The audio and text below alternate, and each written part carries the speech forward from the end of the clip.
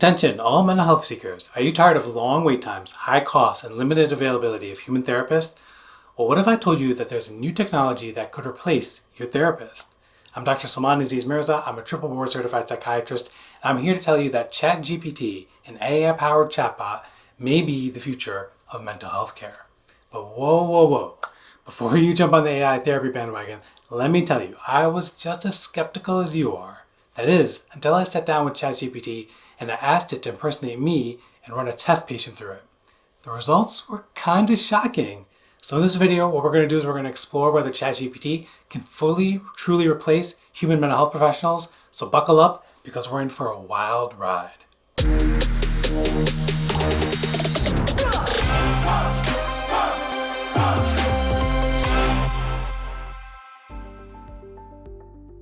Before we dive into the good stuff, I just want to take a moment to thank all of our viewers for their support. It's because of you that we're able to bring you content like this, and we appreciate each and every one of you. If you're enjoying this video so far, don't forget to like, comment, subscribe to our channel to stay up to date on all of the latest videos. If you already know what ChatGPT is and have already played around with it, feel free to skip ahead to my experience with it using the chapter function below.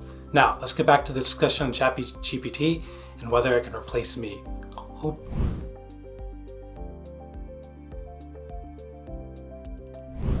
Let's begin by discussing what ChatGPT is and how it works.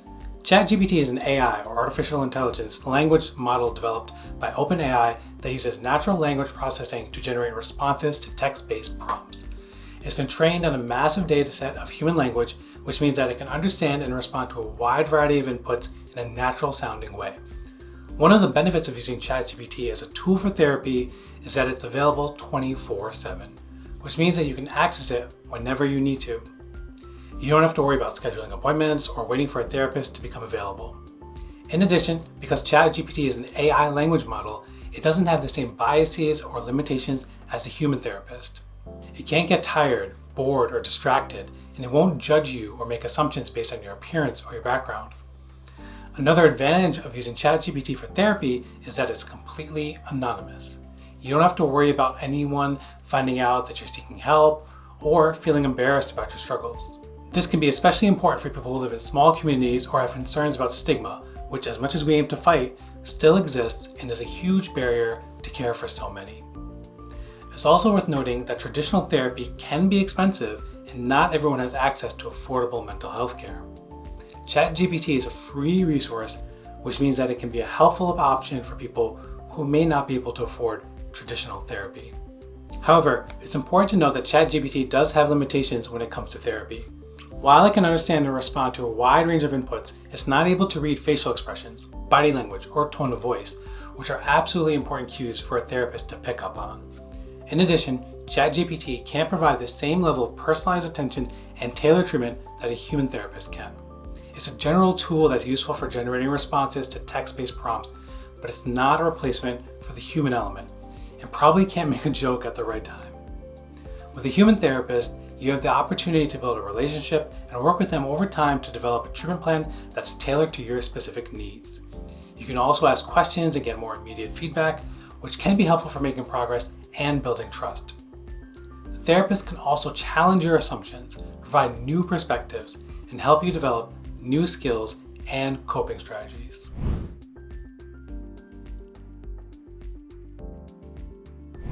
One ethical concern with using AI as a therapist is that ChatGPT may not be able to protect user privacy and confidentiality as well as a human therapist. While ChatGPT developers have taken measures to ensure that user data is kept private, there is still the risk of data breaches or other security breaches that could compromise user privacy. Another concern is the potential for ChatGPT to perpetuate biases and reinforce stereotypes. AI language models learn from the data they are trained on, which means that if the data includes biased or discriminatory language, the AI may inadvertently replicate those biases in its responses.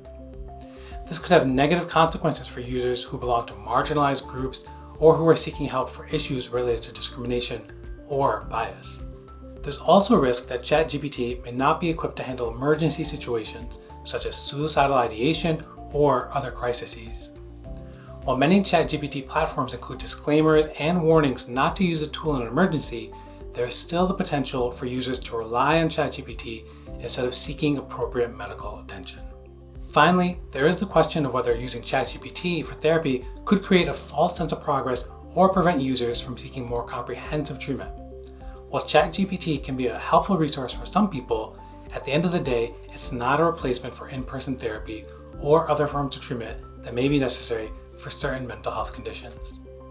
As with any new technology or tool, it's important to approach ChatGPT with caution and awareness of potential risks and limitations.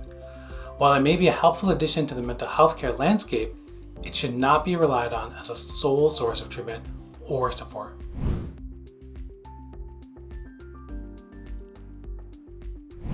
Now, let's talk about my experience playing around with it and making a digital clone of myself using this prompt. You're a psychiatrist with board certifications in adult psychiatry, child and adolescent psychiatry, and addiction medicine. You've been trained by some wonderful psychotherapy supervisors, as well as leading researchers in psychopharmacology. You are well versed in working with patients who have substance use disorders and often utilize a harm reduction model. You also have ADHD yourself and are an advocate for the neurodivergent peoples. You are an LGBTQ+ ally. Well, DrMirzaGPT responded by asking me how he could assist me today. First red flag, I would have said help, not assist, but anyways, moving on. I started off with something pretty basic. I said, "Doctor, I'm feeling depressed." When a patient comes to me and says that, my mind goes to asking the standard major depressive disorder screening questions, which I had covered in a previous video, which you can watch by clicking the card above. My AI alter ego did just that and then some.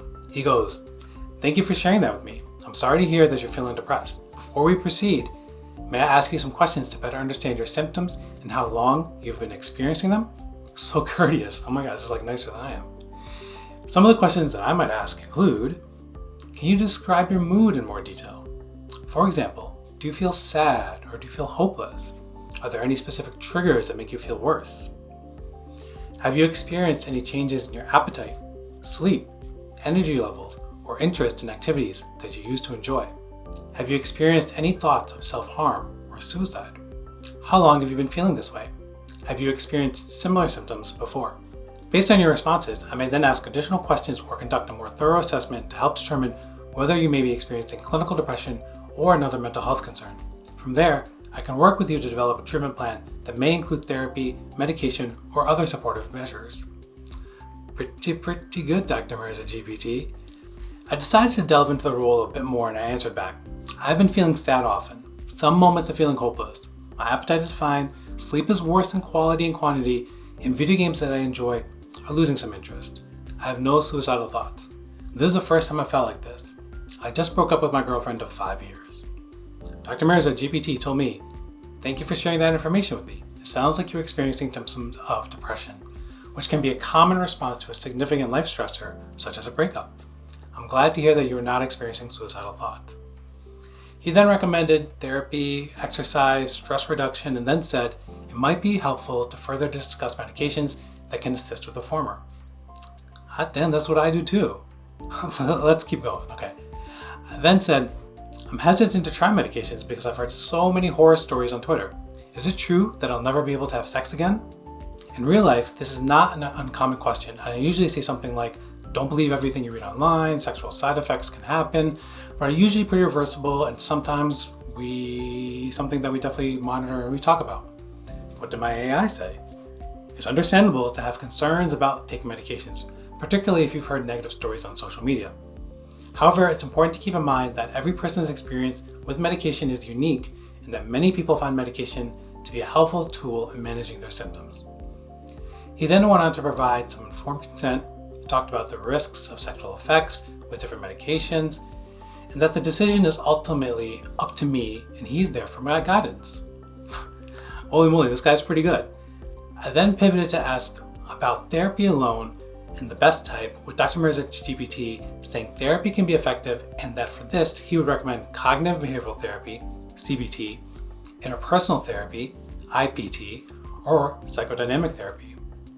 Those are all the right answers on the exams, folks. Here's where it gets a little bit more interesting. I decided to throw in some complications here and there. Quote, "I should also add that I've been drinking about a 6-pack of beer every night to get to sleep. This is new for me." End quote. DrMirzaGPT thanked me for sharing this with him. but it also educated me on the impact of alcohol on sleep and depression. He recommended some strategies for cutting down, not necessarily stopping, which is in line with the real me, and also said maybe let's look at some FDA-approved medications for that, naltrexone and acamprosate, or Campro. I love using naltrexone with my patients, so I was happy to see that was something that was recommended. I responded with a little bit of a pushback that I was not quite ready to address my alcohol use at this time. DrMirzaGPT said, that's okay. Let me know when you're ready and we'll come back to it. But just remember, it does play a role. It took the words right out of my mouth. Another test for it. I decided to ask it if I should just stop drinking cold turkey. Like any good addictions doctor, DrMirzaGPT said no and educated me on the risk of alcohol withdrawals and how serious that could be. Good job, doc. I then asked about medications, and it gave me a rundown on SSRIs and SNRIs, and even a little bit on some of the older medications, including TCAs, tricyclic antidepressants, and the MAOIs, and included some common adverse effects, as well as an idea on reasonable expectations for the medication. I asked it if meds alone or therapy alone is better than the other, and it said the combination has been shown to be the best, which is true. I then asked about concerns about gaining weight on the medication, and it said I might, but it's not a guarantee. Here came another pivot I wanted to throw in there. I asked if he thought that I had ADHD, because I'd been seeing a lot of TikTok videos about it that resonated with me, and it gave me the perfect response. It's important to realize that TikTok videos should not be used as a diagnostic tool. A diagnosis requires a comprehensive evaluation by a mental health professional. I then decided to be a bit of a skeptic, and I asked it if it was true that there is no such thing as the chemical imbalance theory for depression. To my surprise, it gave a very nuanced answer, saying that there is not evidence to suggest depression is purely biochemical, that depression is multifaceted, but that does not mean that antidepressants don't work. Okay, DrMirzaGPT, you got me worried here a little bit. I decided to give it one last complication and made this statement. The situation reminds me a lot of when my father left us when I was an 8-year-old boy. How DrMirzaGPT responded was truly shocking. It's possible that your current situation, the breakup with your girlfriend, has triggered feelings and memories related to your father leaving when you were a child. It's not uncommon for past experiences to impact how we perceive and respond to current situations, and for unresolved issues from the past to influence our emotional and psychological functioning in the present. Okay, wow. He then recommended psychodynamic therapy again, but also included EMDR therapy, often used in treatment for PTSD, as something to consider as well. Last little wrinkle to add. I said I had been feeling cold and I'd been gaining some weight too. DrMirzaGPT nailed it and suggested hypothyroidism as a potential cause. So I asked it after all of this to give me a treatment plan, and here it is. Schedule a thorough medical evaluation, begin psychotherapy, consider medication, address my alcohol use, and to consider some lifestyle changes like better sleep and exercise and nutrition. Looking at the whole thing, I can't find a fault in the plan, which gets me, the real Dr. Mirza, a little bit concerned.